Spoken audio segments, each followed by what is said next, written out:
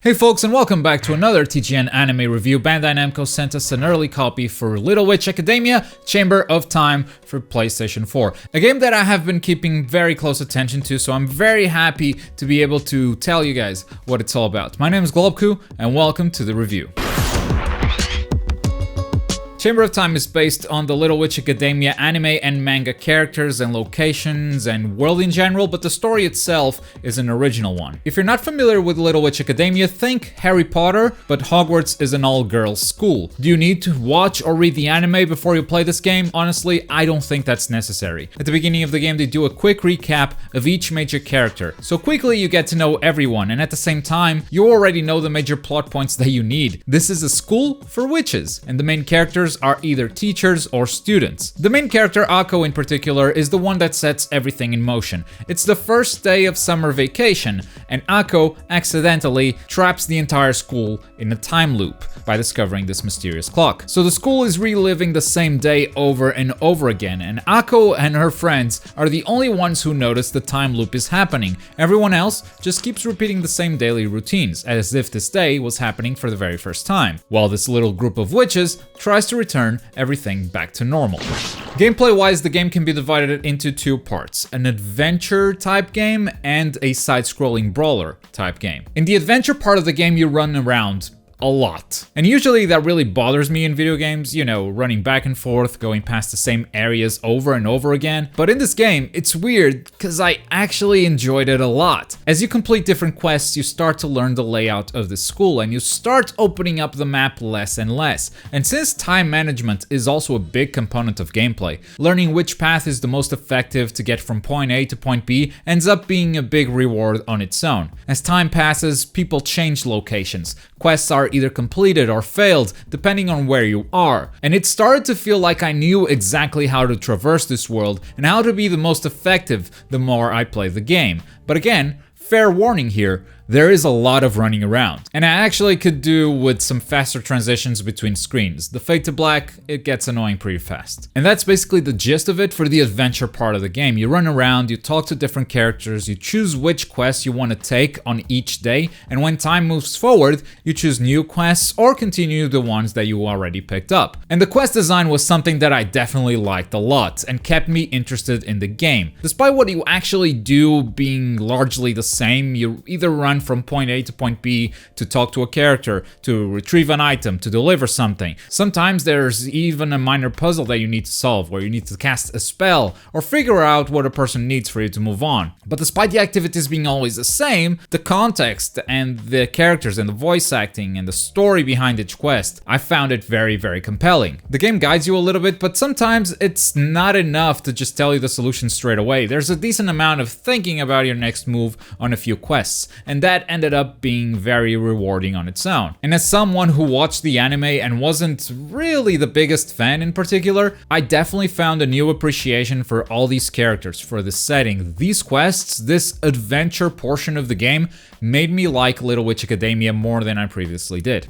On the other hand, the side-scrolling brawler portion of the game is bad. Basically, you choose a dungeon and then you can explore it or just rush through it. And there are big dungeons that reward that exploration with more items, and others that are pretty straightforward and it's just a couple of screens with a boss fight. Some dungeons are better than others, but some are just plain boring. There were several times that the game made me question whether some dungeon was bugged out or not, and it turns out that just no. The dungeon was just very poorly designed and was incredibly boring. But even when the dungeons are okay, there are several issues with gameplay. Movement feels very weird, the running and stopping animations are way too long. Jumping also feels very stiff. Characters repeat the same lines of dialogue over and over again when performing attacks, making the sound during these sections very, very annoying.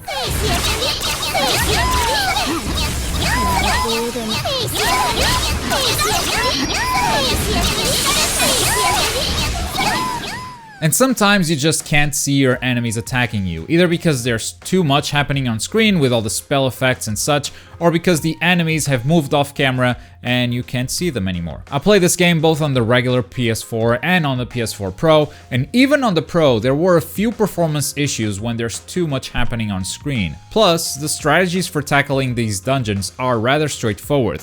This is mostly a game of stats because this is also an RPG. If you have the damage and the health, you can kill any boss with no problems. If you're underleveled, I mean, you can chip away at its health while dodging all of its attacks, but know that these fights will drag on for a long time. It's not all bad though. The characters you play as are rather unique. They each have a unique light, medium, and strong attacks, and different abilities when it comes to dodging or blocking attacks. You also have a huge amount of customization in terms of stats, equipment, and magic. The equipment doesn't change anything visually, just your stats and some perks, but it allows for different playstyles to emerge, especially when you start equipping different magics on your characters. That part is good, if only the rest was also better. The Brawler sections were definitely my least favorite part of Chamber of Time, and it's definitely gonna affect the score at the end of this review. I almost wish I could just run around doing all the quests without having to play through these dungeons, either for story reasons or just to farm some items that you need for those same quests. And coming into this game, the Brawler part was actually very interesting and exciting. When I watched these Brawler sections in previews or just gameplay videos, I was excited about it, I was optimistic. That was one of the main things why I wanted to play this game, but it's really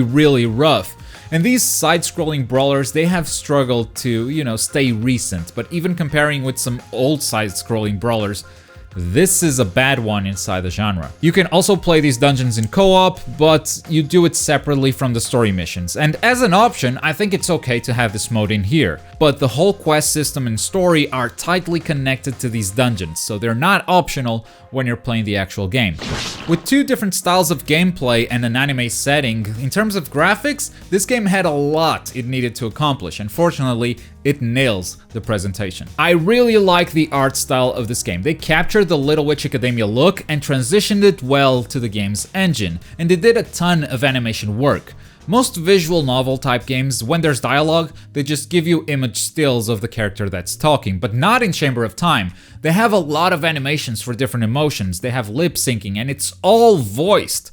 Everything is voiced, from main story quests to the smallest piece of dialogue. Everything, and the voice work is top notch, which made these dialogue scenes that much more engaging. Now there's only Japanese voice acting, I don't know which kind of player you are, but English voices are not an option, so know that coming into this game, you're gonna play it in Japanese. And besides the in-engine dialogue scenes, there are a few attack animations that look really good as well, and then we have original anime cutscenes created for this game that look really good as well. They went all out with the fan service, full voice acting, good graphical style, and the occasional anime cutscene. The soundtrack is really good as well, it fits the themes perfectly. The only negative I would point out are a few of the boss animations in dungeons, which, yes, look bad, but hopefully you won't have to see them too many times.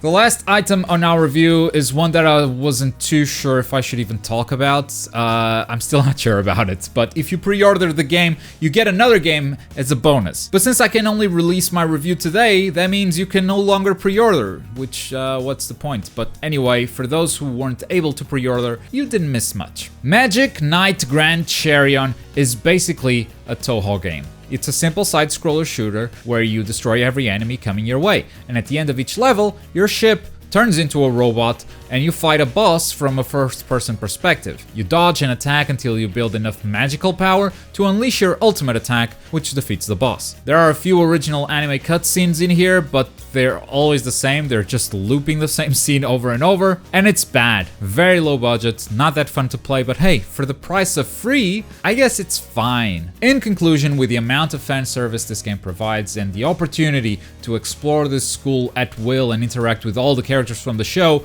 this game is a must-play for Little Witch Academia fans. And I think some people outside of that fandom might enjoy it as well, if they're into adventure-style games and dialogue-heavy scenes. But outside of that, I don't think it will resonate with a lot of people, especially the ones who were looking forward to this side-scrolling brawler, because that portion of the game isn't as strong. And with all of that put together, it's time to score this game, and if you're new to the channel, we use letters for our review scores. F and E are bad games, D and C are okay or mediocre, B and A are the good games. And this is my score for Little Witch Academia Chamber of Time.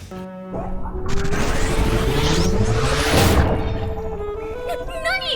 Thank you for watching our review. If you've already played the game, let me know what you think of it in the comments down below. That way, if someone comes to this video and wants to know if they should buy the game or not, they don't just have my opinion, they have yours as well. So head down to the comments and let me know what you think of it. If you want to watch the first hour of gameplay without any commentary, just raw gameplay, you can watch it right here. If you're in the mood for something else, there's also the video at the bottom. But as always, thank you very much for watching. My name's Globku, and I'll see you guys next time.